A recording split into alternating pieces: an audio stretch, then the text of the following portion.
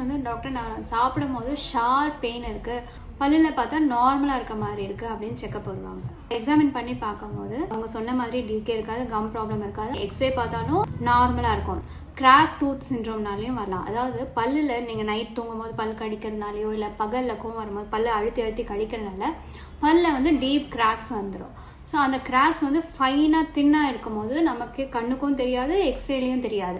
அப்போ என்ன ஆகும்னா நம்ம ஹார்டாக அதை கடிக்கும் போது பெயின் இருக்காது, கடிச்சிட்டு அதை ரிலீஸ் பண்ணும் போது பெயின் இருக்கும்.